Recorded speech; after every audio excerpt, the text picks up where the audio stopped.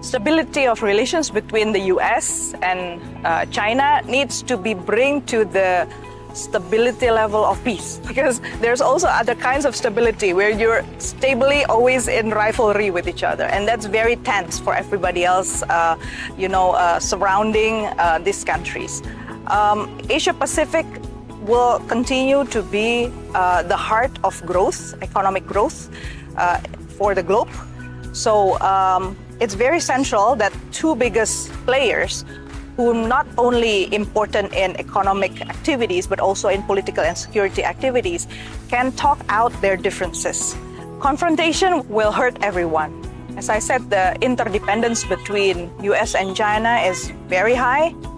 US is experiencing deficit with China, yes, true, but that means the US is very much dependent on Chinese products. And if you cut that down, you push that very hard for people to leave behind all Chinese products. The shakeup will be inside of US. So the one who will be at disadvantage will be the US citizens.